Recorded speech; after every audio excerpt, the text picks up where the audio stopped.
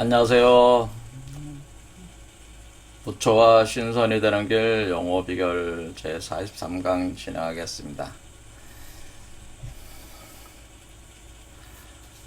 어, 지금 그 비석, 우리가 자주 보게 되는 그 비석에 대해서 지금 살펴보면서 이것을 이제는 그 강민산 선생의 그 현무경의 이론과 그 두문동 성수에 대한 이론으로 같이 합해서 이걸 설명을 지금 해보고 있는데요.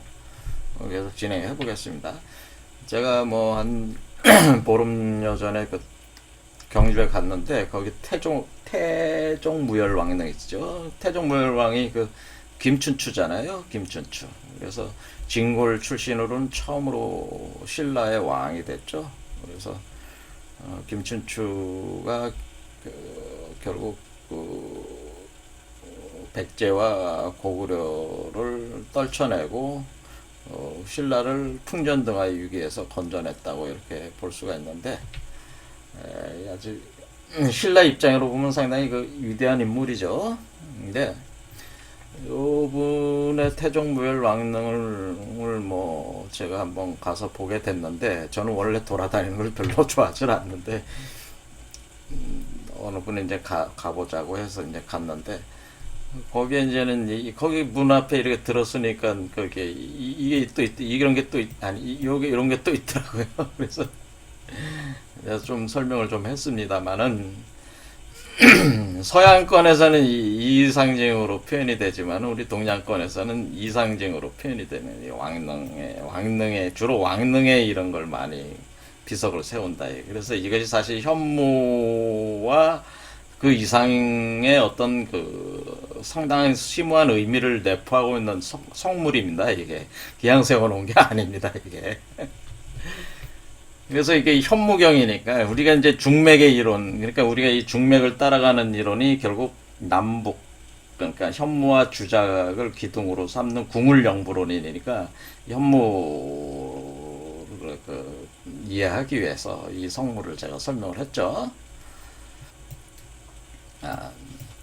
그랬을 때에 우리가 여기 거북이가 여기 여의주를 입에 물고 있을 때 이 거북이라는 건 용이라고 그랬습니다. 첫 번째 구룡자 9마리 용 중에 첫 번째 제일 첫 맞이가 되는 용이 하나가 생기는데 이 용이 사실 용알을 뜻하는 거다. 요거는 그래서 여기 여의주가 용의 알이잖아요. 그러니까 용의 알을 물고 있는 그 거북이용으로 표현을 했는데 이것이 우리가 보면 물라다라 차크라 여기에서 그 다음에 두 번째 차크라 여기로 올라오는 세이크럴 차크라를 썼으니까 요 첫 번째와 두 번째 차크라를 표현해 준 거다 그런 얘기죠. 여기서 물라다라 차크라 첫 번째에서 알이 생성된 뒤에 여기로 알을 여기다 올리는 거니까 일단 요 맨 밑에 요거를 표현해 준다면은 비석이 쭉 올라오는 게 뭐예요? 이게 쭉 올라오는 거랑 마찬가지잖아요. 여기도 마찬가지로 여기가 두 마리 용이 있잖아요. 그러니까 여기 보시면은 여기 두 마리 용이 여기 용도 있고 여기도 용도 있어서 이게 두 마리 용. 두 마리 용이 있으니까 이게 여기는 용으로 표현했잖아요. 발용으로 표현했는데 이게 뭐예요? 요 두 마리 뱀과 똑같잖아. 구조가. 그렇죠. 그러니까 이게 서양에서 이런 거로 표현한 거를 동양에서는 이걸로 표현한 거죠. 물론 서양적 개념도 헤르메스 지팡이는 요 차크라가 없어요 원래. 그런데 나중에 이게 부과를 시킨 거죠 이렇게. 그러니까 요런 식으로 돼 있고 그 다음에 요 여의주가 이제는 이 변화가 이렇게 되면은 여기 또 여의주가 또 있어요. 그러니까 요 여의주가 밑에 있었던 여의주가 요 여의주로 올라온다는 거죠. 그래서 이 밑에 있었던 거북이 여의주는 여러분의 그 첫 번째, 두 번째 올라온 그 첫 번째 형성돼서 된 그 여의주를 뜻하는 거고 요 여의주는 여섯 번째 차크라에 올라온 여의주를 뜻하는 거고 여기 보주가 항상 있어요. 보주 여의주 위에 그래서 보주는 여기 일곱 번째 차크라로 나왔을 때 생성된 보주를 뜻하는 거다. 이런 구조가 된 것이라고 제가 말씀을 드렸고, 그럼 여기 기둥이라고 하는 것은 바로 중맥의 기둥이다. 이 중맥의 기둥. 이게 바로 중맥의 기둥, 제가 빛기둥이라고 얘기한 요 빛인이 바로 이 중맥의 기둥이. 그러니까 이거는 척추를 얘기하는 게 아니죠.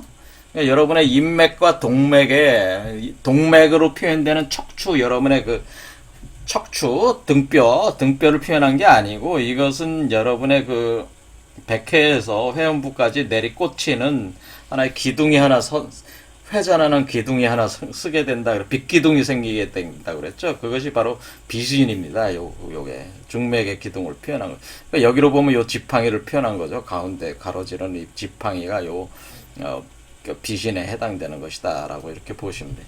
그러니까 사실은 이런 성물은 여러분이 우리나라 전국 곳곳에서 다 볼 수 있는 성물이잖아요. 그 왕릉 같은 데서 특히 많이 보이는 성물이기 때문에, 그러니까 이게 서양 놈들은 이런 거 가지고 했고, 우리 선조들은 이거 가지고 했다는 거를 알 수가 있어요. 근데 이거라는 거를 안 사람이 없다는 거죠. 그걸 제가 알아서 가르쳐 드리는 거다, 그 얘기예요. 그렇죠.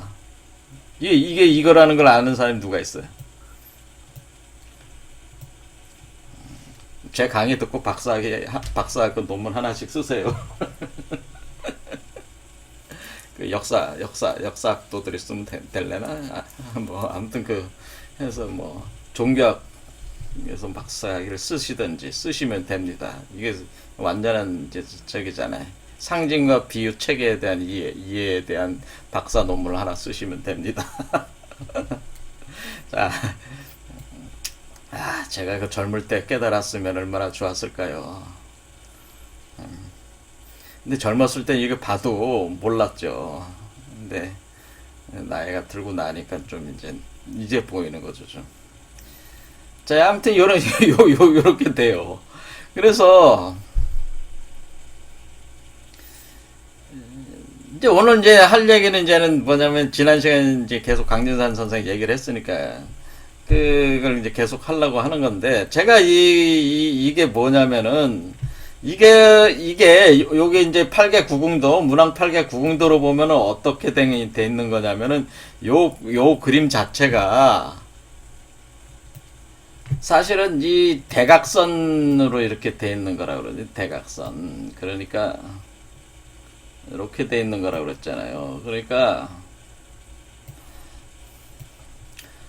이렇게 돼서 좀 잘 보이시나요?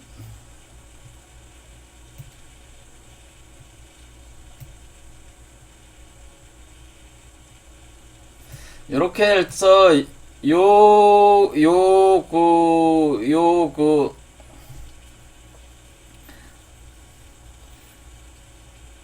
여기에 있는 이 여유주가요, 여기 600금성이란 말이에요. 600금성.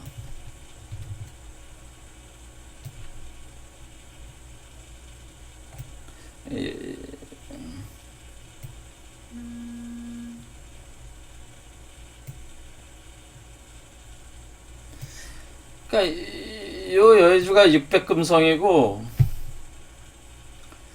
여기 용 두 마리가 있잖아요. 두 마리가 있으니까, 두 마리가 있는 요 지점이 어디냐면, 두 마리 용이 있는 요 지점 있잖아요. 요 여의주가 들어오는 지점이 사롱목성입니다.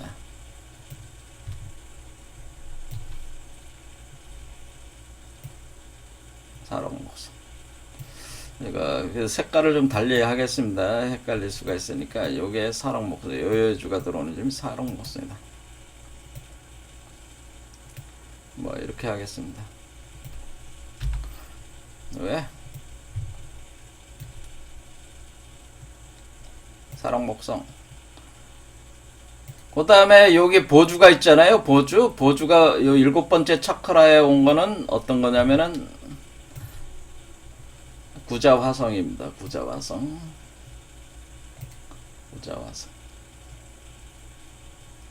그러니까 괴로 보면 그렇다. 괴.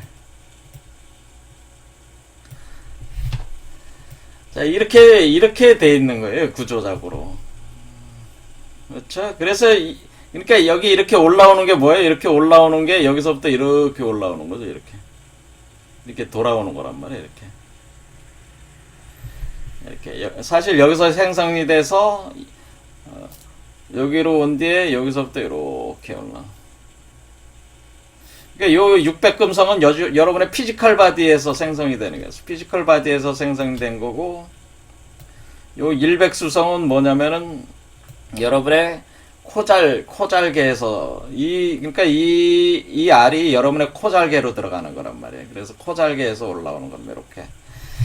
그래서 여기에는 상당한 중요한 변화가 있었다 그런 얘기죠. 변화가 있다고 하는 겁니다. 600금성과 100수성으로 건너오는 사이에는 굉장히 엄청난 변화가 있는 겁니다. 사실은. 자, 그래서 이렇게 이런 구조로 돼 있어서 여기 잘 보시면은 이 두 마리 용이 뭐라 그랬습니까? 두 마리 뱀이 여기 가운데에 있었던 우리가 등사와 구진이로 돼 있잖아요. 근데 이 등사와 구진의 두 마리 뱀이 어디로 나오느냐라는 걸 아셔야 돼요. 제가 분명히 얘기했지만은 여기가 진사라고 그랬잖아요. 구진과 등사니까 구진, 등사. 그게 무진과 기사이기 때문에 진사란 말이에요. 진사. 진사라고 하는 것이 요진사란 말이에요. 요진사. 그러니까 여기 어떻게 이해하시면 되냐면 여기에 있는 용의 알이 이렇게 중앙으로 들어와서 나오는 곳은 손괴다. 손괴로 나온다는 겁니다. 자, 잘 보시면은 손괴라고 하는 것이 어떻게 돼 있어요?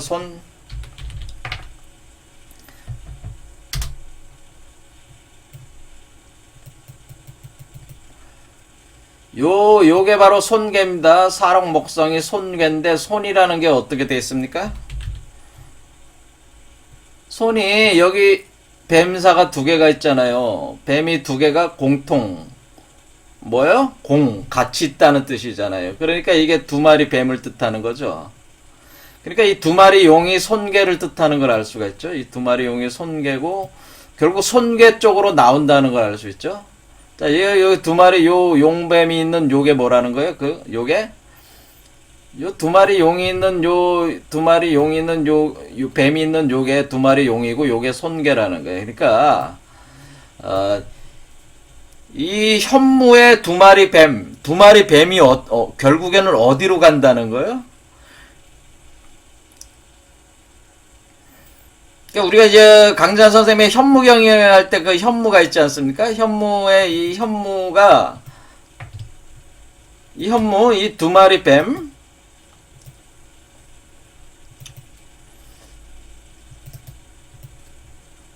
아이고.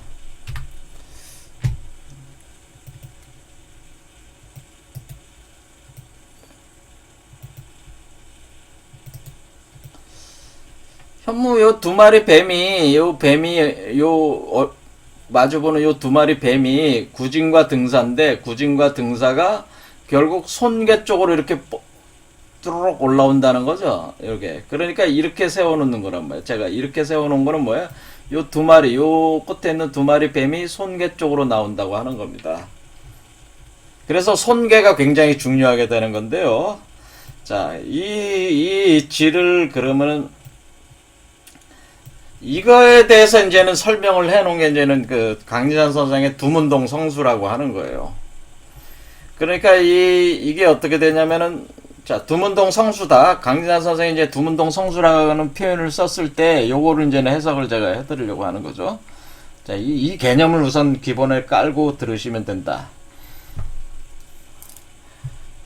자, 두문동 성수라고 강진환 선생의 현무경을 자기의 친필 저작으로 남겼지만은 또 몇 개의 이런 글은 또 친필로 남긴 현무경 말고도 몇 개의 친필로 남긴 저작물들이 있는데 저작물이라는 게 뭐 여러 장으로 남긴 게 아니고 뭐 한 장씩 이렇게 남긴 게들이 있어요. 근데 그 중에 하나가 이제 두문동 성수라는 게 있어.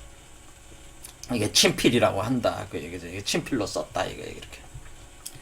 이 두문동 성수라는 게 뭐냐라는 걸 말씀드려요. 이 두문동 성수 개념에 지금 말씀드린 내용이 사실 들어가 있어서 그런 중요한 개념이라서 이왕 설명하는 김에 강단 선생의 이론도 제가 설명을 드리려고 이걸 가져온 거죠. 이거를. 자, 이게 뭐 이거 없어도 제가 설명을 할 수 있지만은 이왕이면 뭐 강단 선생님도 이 이치를 설명을 했으니까 빗대어서 제가 설명하면 좋을 것 같아서 가져온 것이다. 그런 얘기죠.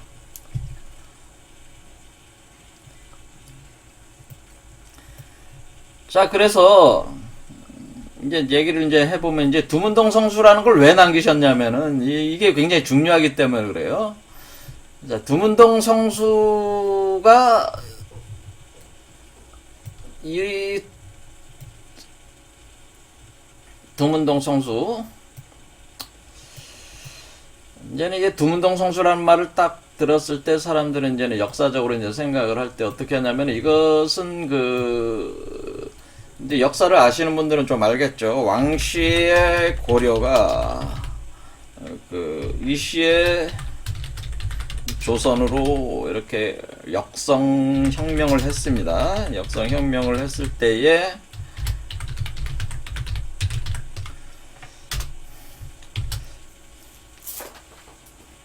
지금 우리가 어떤 거를 하고 있는 거냐? 사실 혁명을 하고 있는 겁니다. 어떻게 하고 있어요? 여러분이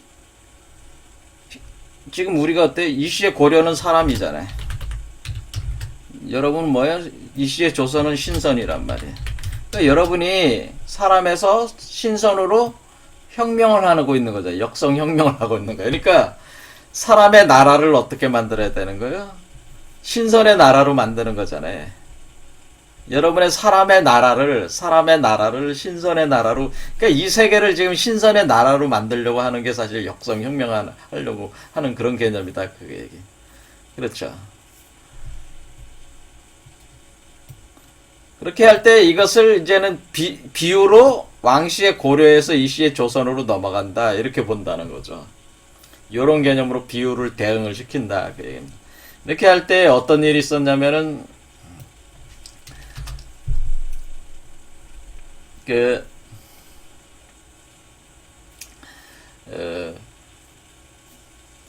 원래 조선이란 나라는 유학자들이 유학의 나라잖아요. 조선은 유학의 나라잖아요. 유학의 나라로 보면은 유학의 시조가 누구예요? 유학의 시조는 뭐 공자잖아요. 공자에게는 72현자가 있었습니다. 그래서 공자가 72현자, 그러니까 공자에게는 제자로서 72현자가 있었다.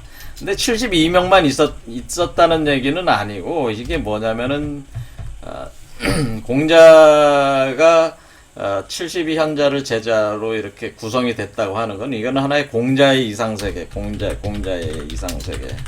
유학의 이상세계를 가리키는 거죠, 유학.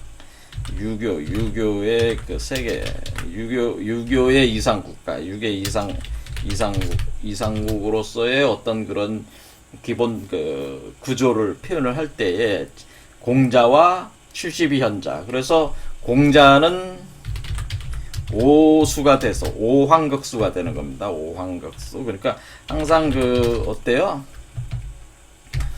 여기 우리가 8개 구흥도를 보면은 여기 오왕토성 있잖아요. 오왕토성이 공자가 되는 겁니다. 그 다음에 여기가 어떻게 돼 있어요? 잘 보시면은 여기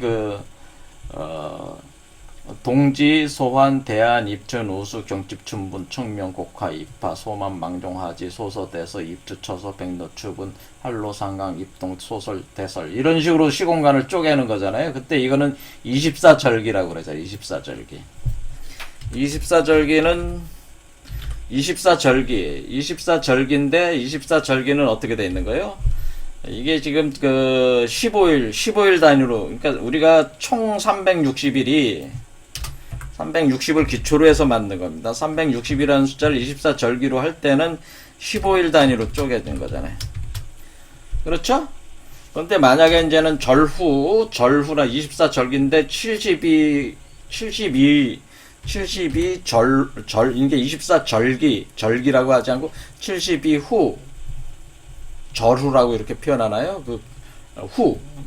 그러니까 이제 5 숫자로 자를 때는 어떻게 돼요?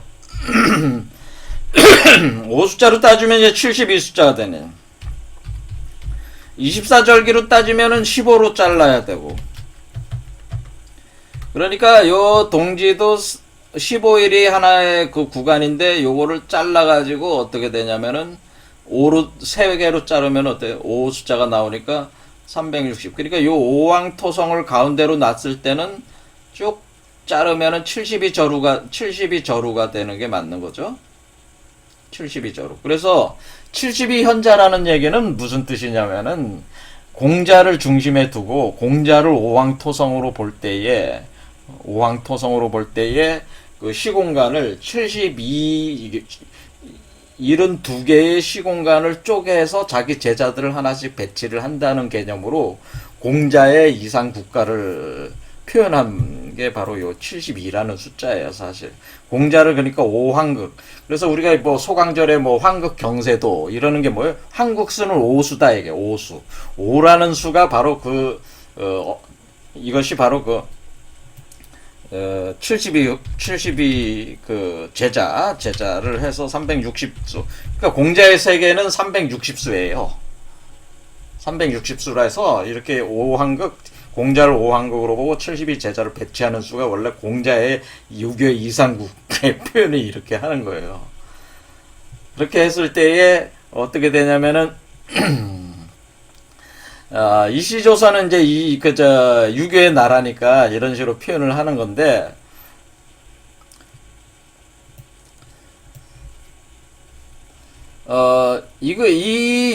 일단 요거를 알아야지. 요걸 알고 나서 이거를 두문동 성수 개념을 봐야지 이해가 되기 때문에 먼저 설명을 한 것인데요. 이렇게 볼 때에 두문동 성수라고 하는 게 뭐냐면은 이때 어떤 사건이 있었냐면 왕시의 고려에서 이시의 조선으로 역성혁명이 일어날 때에 역사적 사건에 빗대 가지고 강진환 선생이 설명을 한 겁니다. 어떤 사건이 있었냐면은 이때 과거 시험으로 젊은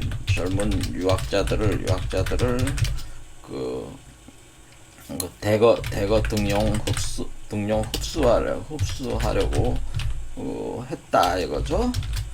왜냐면 이제 자기가 이제는 이시조선국이 세우니까 이제 왕시 고려는 뭐야? 불교의 나라고 이시조선은 유교의 나라니까 자기 젊은 유학자들을 대거 등용해서 자기가 하나의 정치적으로 세력을 이렇게 좀 더 새로운 나라를 세웠으니까 거기에 동량이 되게 하려고 젊은 유학자들을 대거 등용 흡수하려고 과거 시험을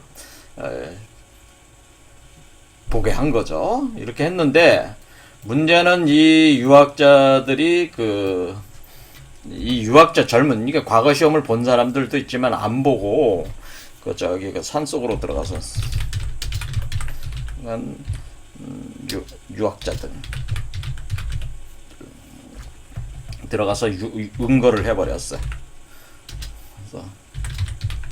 그러니까 유학자들이 혼자 가서 산속에 들어간 게 아니고 과거 시험 보러 막 올라오다가 중간에서 만나가지고 막걸리 한 잔씩, 그때 막걸리가 있었는지 모르겠지만 이렇게 하면서 도대체가 이성계라는 녀석이 말이야 우리 왕씨의 왕을 배반하고 끌어내리고 자기가 왕이 됐는데 어떻게 우리가 이런 한마디로 이 간신이라고 이제 보는 거죠. 이런 무도한 자들과 같이 우리가 밑에서 우리가 벼슬을 얻어서 우리가 목숨을 해야 되겠냐. 우리가 기계가 있는 젊은이들이라면은 어떻게 해야 되겠냐. 딱 그런 놈들이 있어요. 제가 볼 땐 무지렁이 같은 놈들인데 그런 선비연나는 놈들이 있어서 강골 기질이 있단 말이에요. 이렇게 명분에 집착하는, 또 한국인들이 특히 이 명분에 집착하는 자들이 상당히 많아요. 제가 볼 때는 명분론자들이 있단 말이에요. 명분론자들이니까 이런 자들이 볼 때는 새로운 시대가 오는 거가 상당히 못마땅한 거죠. 마치 기존의 체제를 부수는 것 자체가 상당히 배은 망덕한 행위처럼 보여지는 거죠.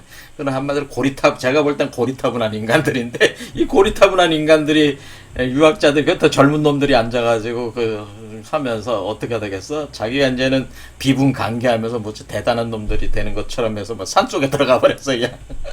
그러니까 집단으로 들어가 버렸어, 산속에. 이게 강원도 쪽으로 갔다고 제가 들었는데, 이게 지금 뭐야? 여주인가요? 뭐, 저쪽. 강원도 방향으로. 그러니까 경기도를 벗어나진 않은 것 같은데, 여주 방향인가 이쪽으로 갔는데, 거기 산속에 들어가니까, 이방원이가 자기가 기껏해서 젊은 유학자들을 이렇게 해서 이렇게 하려고 하는 거를 아버지를 도와서 지금 자기가 새로운 나라를 세우려고 하고 있는데 이 젊은 놈들이 이렇게 하고 있으니까 이방원이가 왜 그놈이 이제 혈기 방장하잖아요. 그러니까 이방원이 열받았죠. 열받아서 얘도 문을 거기 그놈들이 그 산속에서 못 나오게 폐쇄를 해버려라 이렇게 막아버려. 군대를 보내가지고 거기를 완전히 봉쇄를 해버려요. 봉쇄. 군대를 보내서 봉쇄를 해버린다 이게. 그래서 두문동이 된 거기가 그래서 두문동이 됐습니다. 거기가 두문동. 이게 두문동이라고 하는 얘기가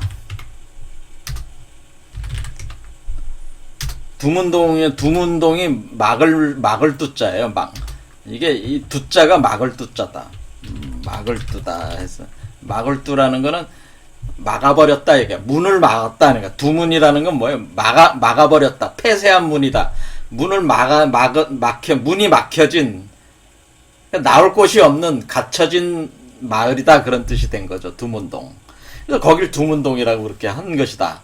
그런데 이 두문이라는 게 근데 어디가 두문이냐면요. 또 주역으로 보면은 이 손괴가 두문이에요, 여기가. 제가 여기, 김운둔갑 공부를 좀 해보신 분은, 우리가 이제는 삼식이라고 있어요. 자, 우리가 신선이 이렇게 신선과 같은 존재가 되려면 뭐를 하냐면은, 태을, 김운둔갑, 그러니까, 삼식이라고 기으림이라고 합니다. 기으림, 삼식. 기으림, 삼식이라는 표현을 쓰는데, 기으림이라고 하는 게 뭐냐면은, 김운둔갑, 그 다음에 태을, 그 다음에 육임이죠. 그래서 우리 이쪽에 이런 쪽에 공부하시는 분들 많은데 특히 뭘 많이 공부해? 김운둔갑. 태을은 거의 공부 안 하는 걸로 제가 알고 있는데 육임 공부들 많이 하세요.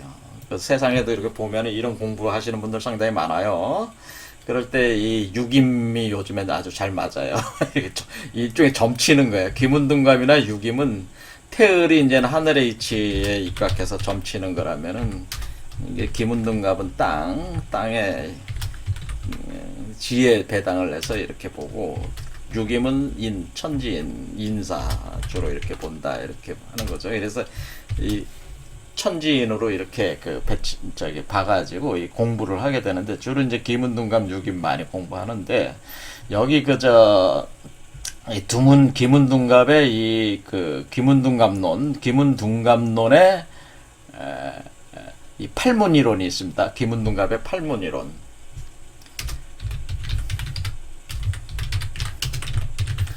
팔문이론. 여러분이 예전에 보면은 제갈공명하고 사마의가 서로 군대를 몰고 마주 앉아서 서로 포진에서 싸우잖아요. 포진에서 이렇게 진영을 포진해죠. 진영을 포진해서 한마디로 상대방의 역량을 평가해 보잖아요. 포진해서 평가하게 되는데 평가할 때 이게 제갈공명하고 뭐를 하냐면 김운둔갑의 기초에서 그러니까 8개의 기초에서 포진을 해서 이렇게 구성을 하니까 거기에 이제 군대를 보내가지고 사마이가 이렇게 포진해 놓은 진영을 제갈공명은 그걸 다 뚫고 나오는데 사마이가 보낸 군대는 제갈공명의 그 포진 안에 들어와서 갇혀버렸어요. 그러니까 못 나오는 거죠. 그러니까 아주 기묘하게 만들어놨다 이게 그런 식으로 포진법을 가지고 서로 이게 다투는 게 있는데 그거 자체가 이제 기문둔갑이라는 이런 거에 이제 기초를 하고 있다는 거죠. 그래서 여기 보면은 기본적인 포진 자체가 팔문이 있습니다. 여기 두 문이 있어요. 두 문. 그래서 두 문이 어린 곳이냐면 손괴. 제가 아까 뭐라 그랬어요? 여기 지금 녹색 글자 보이십니까? 여기 두 문. 제가 아까 뱀 두 마리가 나오는 게 여기라고 그랬잖아요.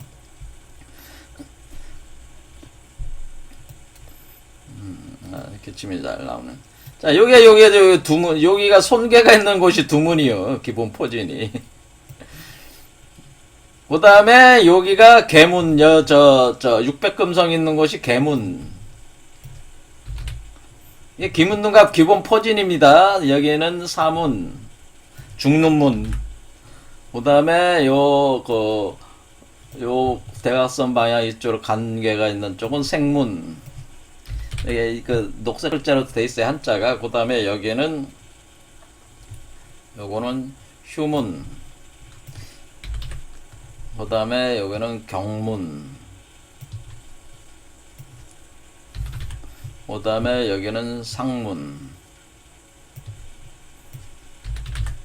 그 다음에 여기는 경문. 여기도 경문인데 이 경자하고 이 경자는 틀립니다. 이렇게 팔문이 있는데 팔문 중에서 특히 두 문이 여기다. 여기 손괴가 있는 쪽이 두 문이에요. 요 공간이 두 문이란 말이에요. 그러니까 강유산 선생이 자신이 두문동 성수라는 말을 썼을 때 그 두문이라고 하는 것은 이 손괴를 표현한 말이에요. 그런데 그 표현을 할 때 뭐를 한 거예요? 역성혁명이 일어난다는 걸 표현한 거잖아요. 이때에 바로 역성혁명이 일어난다고 하는 건 뭐예요? 자, 두문에서 어떤 일이 일어났어요? 두문에서 일어나는 일이 그러니까 요 두문이 어디예요? 두문이 지금 여기 6번째 차크라잖아요. 그러니까 역성혁명이 일어나는 곳은 6번째 차크라에서 7번째 차크라로 넘어갈 때 역성혁명이 일어난다는 거지. 몸이 나왔잖아, 지금. 조선이라는 나라가 나왔잖아요. 그러니까 여기 이 몸 안에서 이 몸이 나왔잖아요. 그 전까지는 잠재돼 있었다가 몸 안에 잠재돼 있었다가 나왔잖아요. 그러니까 6번째 차크라가 바로 뭐야? 손괴가 있는 곳이고 거기가 바로 두문이 있는 곳이다라는 게 이해가 되죠? 그래서 여기에서 바로 혁명이 일어난다. 그래서 일단은 여기서 뭐를 해야 된다는 거예요? 여기 나오기 전에 이 갇혀 있어가지고 가둬놓고 여기다 어떻게 불을 질러 버려야 된다는 게. 그래서 어떻게 돼야 된다냐면은 이때에 막아놓고 이방원이가 어떻게 하냐면 거기 두문동이라고 이제 되는 거죠. 이게 원래 두문동이 아니었는데 봉쇄를 해보니까 두문이 됐단 말이야. 그래서 가둬놓고 불을 질러 버렸어요. 불을 질러 다 태워주게. 다 태워주게 버렸어. 그러는 얘기는 뭐예요? 공자의 세계가 어떻게 되는 거야? 공자의 세계가 한마디로 불에 타는 거죠. 불에 타서 다시 태어나는 거죠. 이시조선이로 나온 거니까 어떻게 돼? 역성혁명이 돼서 나온 거니까 공자의 세계를 불에 태우면서 72제자 시공간을 불에 태우는 과정에서 다시 부활 재생해서 나온다는 이치로 표현한 거라 여기서 두문동 성수할 때 9898에서 72 두 개가 있는 거예요. 왜냐면은 72현자를 불에 태워서 죽이고 72현자를 새로운 72현자로 부활 재생시킨다고 하는 게 있어요. 그 얘기는 뭐예요? 공자의 세계, 이전의 공자 세계. 지금 우리 세계도 어때요? 하나의 공자의 세계라고 이렇게 볼 수가 있는데 옛 공자의 세계는 불에 타 죽고 새로운 공자의 세계, 참된 이상 세계가 나온다고 하는 거예요. 그러니까 옛 세계, 옛 72 제자는, 그러니까 72라는 숫자는 뭐냐면 결국 72 절후를 뜻하는 건데 72 절후로 상징되는 세계를 뜻하는 거예요. 그러니까 71을 절후로 상징되는 고려가 망하고 조선이 생긴다고 할 때 고려가 망하고 조선이 생기는 역성혁명 과정에서 고려의 72저루가 소멸되고 조선의 72저루가 다시 72저루로 부활해 나온다고 하는 때에 그것을 뭘로 하는 거냐면 불로 한다는 거예요. 불로 소멸시키고 부활시킨다. 그렇잖아요. 그래서 이렇게 그 불로 한다고 하는 것을 이렇게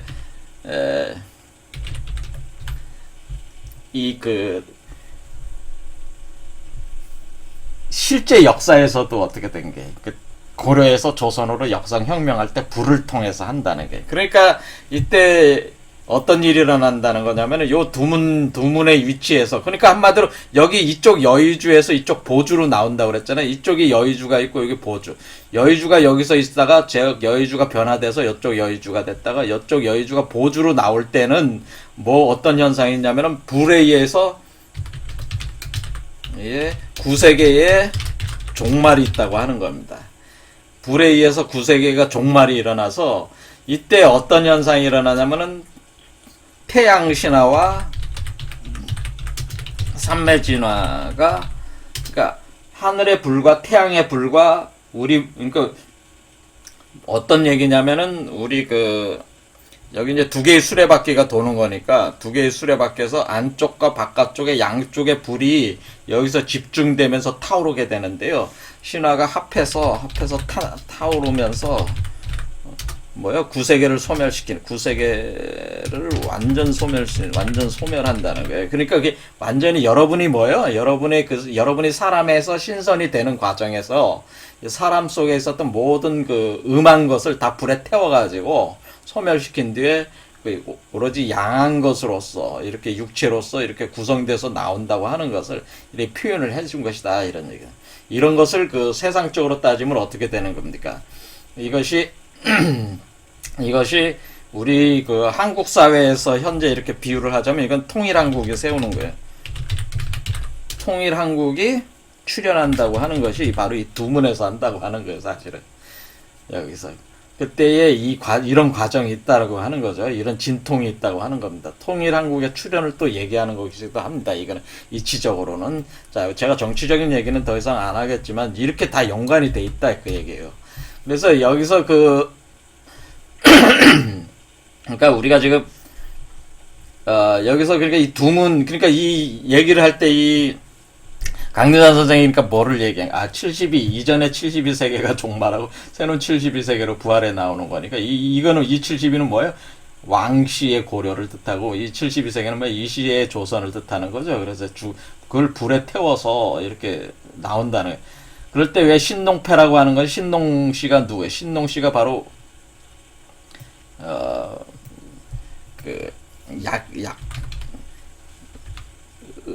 의학의 신이잖아요. 그러니까 염제잖아, 한마디로. 이 신농씨가 원래 뭐예요? 염제자예요, 염제. 염이라는 게 불이라는 뜻이에요. 불꽃, 염제. 그러니까 신농씨는 뭐예요? 불꽃. 염제잖아요, 신농이. 염제 신농이라고 하잖아요. 염제 신농. 염제 신농. 여기 신농패가 있잖아요. 신농패라고 하는 건 뭐예요? 신농씨의 자격을 가지고 있는 패차를 갖게 된다고 하는 거예요. 그러니까 여러분이 염제가 된다는 거지. 이때는 어떻게 되는 거예요? 이렇게 할 때 불에, 염이라고 하는 게 뭐예요? 염이. 불이잖아요, 불. 그러니까 하나는 태양신화와 삼매진화 두 개가 탄다고 그랬잖아요, 제가. 그럴 때에 이 염이라고 하는 글자가 뭘 뜻하는 게, 이 염자입니다, 이게. 한자가 염자인데, 여기 위에 있는 불화는 태양신화를 뜻하고 밑에 있는 불화는 삼매진화를 뜻하는 겁니다. 이렇게 합해서 염이 일어나는, 염의 제왕이. 이때 염이, 그러니까 뭐가 된 거예요? 일종의 이방원이가 염제지. 그걸로 따지면은 불에 태워서 죽여버렸으니까. 그렇죠. 그렇게 되면은 여기서 이제 신농씨가 이제 염제 신농이 되는 건데, 이때 왜 염제 신농이 된 거예요? 모든 생로병사를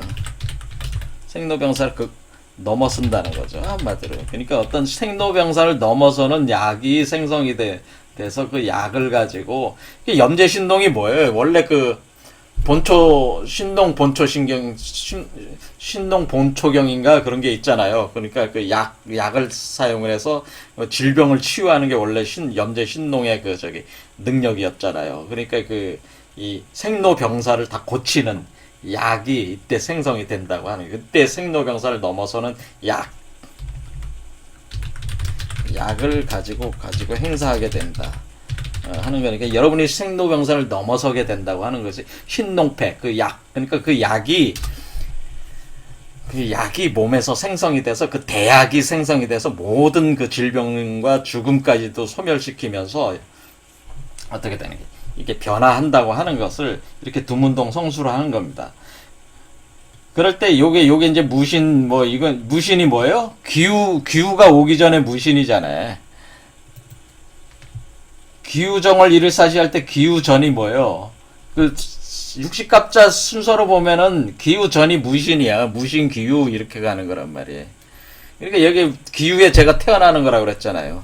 그러니까 그 전에 무신에서 소멸시켜야지 새로 태어날 거 아니에요. 그러니까 무신 기우 이렇게 가는 거란 말이에요. 무신 기우. 무신 기우 육식갑자 순서에 이게. 이거 사실 이렇게 얘기하겠습니다. 자, 여기까지만 하겠습니다. 자, 이런 식으로 돼 있습니다. 이 구절이. 그런데 두문동인데 왜 여기다 성수를 썼냐, 성수. 왜 성이라는 말, 별성자가 왔잖아요. 이게 별이 된다네. 그러니까 어떤 게 별이라는 거예요? 요 보주가 별이라는, 나오는 요 보주 있잖아요. 보주가 별이 되는데, 그게 어떤 개념이냐면은, 여기로 보면은 뭐였어요? 자, 이게 이렇게 됐을 때,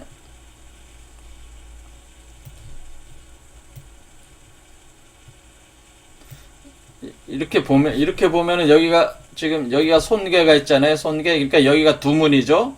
자, 진사, 뱀 두 마리죠. 이렇게 뱀 두 마리가 그러니까 이쪽으로 나온 거죠. 이게 그러니까 용뱀이죠. 이게 진사가 용뱀. 여기 그 비석, 여기 머리 부분에 있는 그 용뱀을 뜻하는 거잖아요. 여기는 이쪽에 있는 알, 이렇게 올라와서, 여기 할 때에, 여기 잘 이쪽 올라가면은 진, 익, 장, 성. 여기 성 있죠? 성. 자, 별이 있어요. 별성자의 별. 성. 그러니까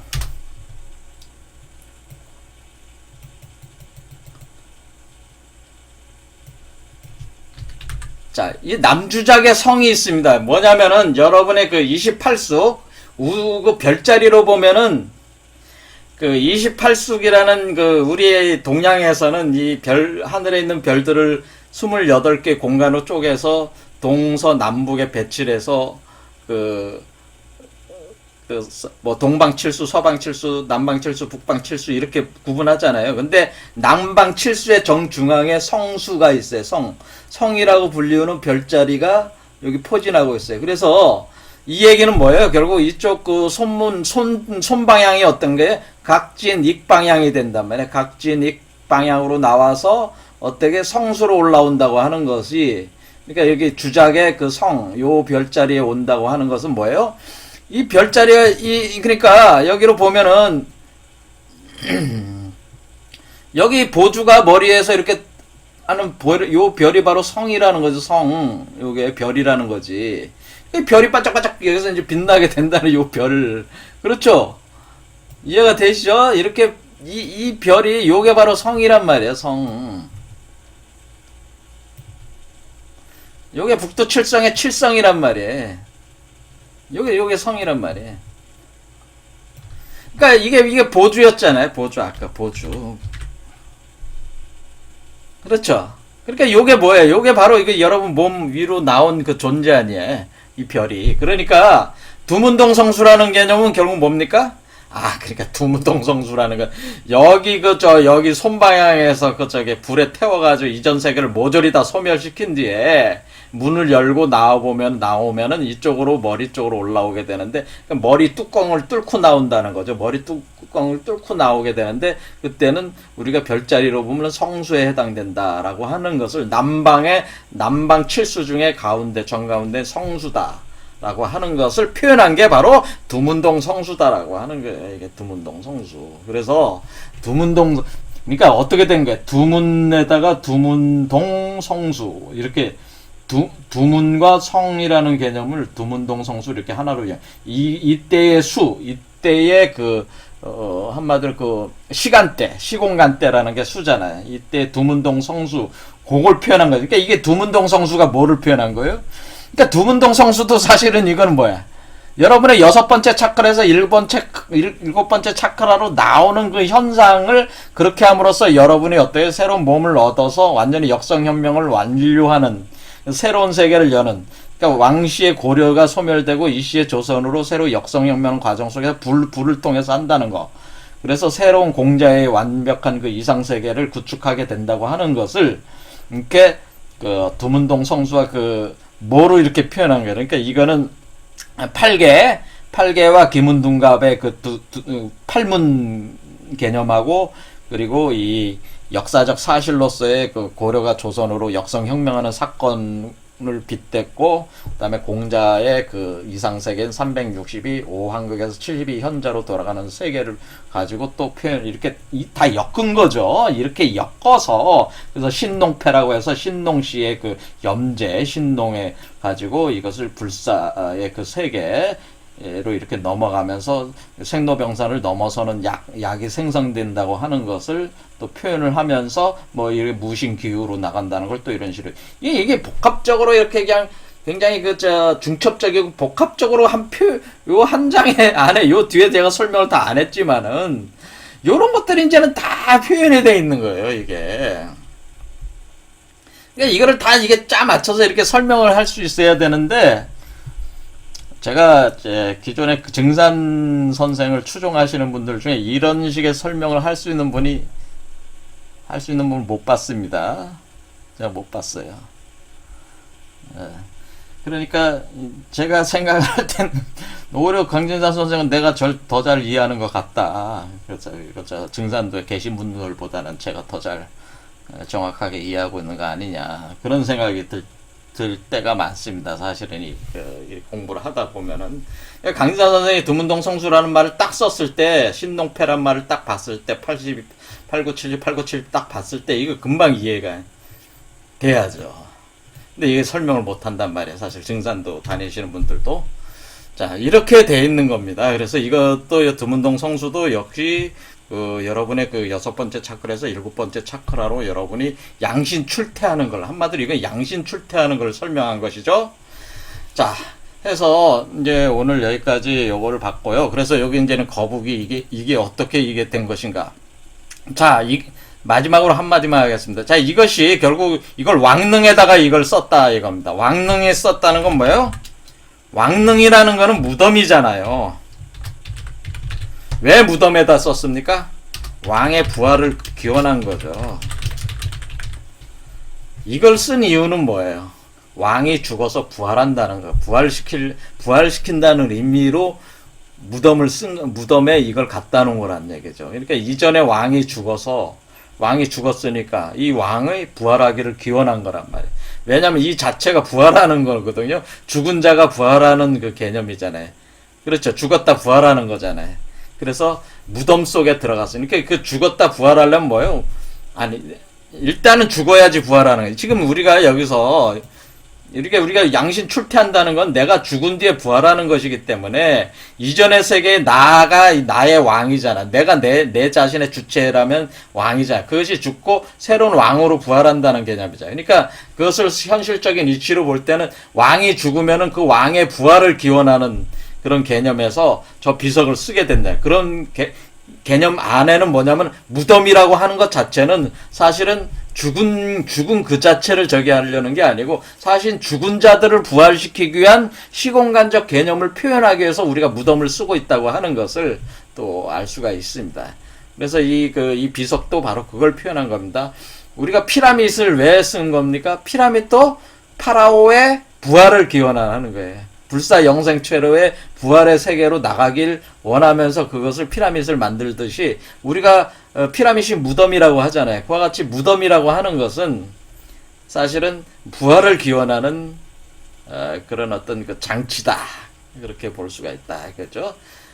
그래서 반드시 이렇게 죽어서 부활하는 이치 때문에 바로 그런 그 상징물을 그렇게 갖다가 이렇게 놓는 거고, 또 그렇게 또 구조화 시켜서 우리가 그 명당이라고 하는 것도 그러한 개념에서 그것을 구상을 해서 우리가 명당이다 아니다 이런 식으로 하고 다니고 있다 그런 얘기죠. 자, 오늘 여기까지 하겠습니다. 그래서 앞으로 제가 생각할 땐 한 2번 강좌 정도만 더 하고 그만할 생각입니다. 그래서 오늘 여기까지 하고 다음 주에 한 2번만 더 하고 용어 비결은 정리를 하겠습니다. 자, 오늘 여기까지 하겠습니다. 감사합니다.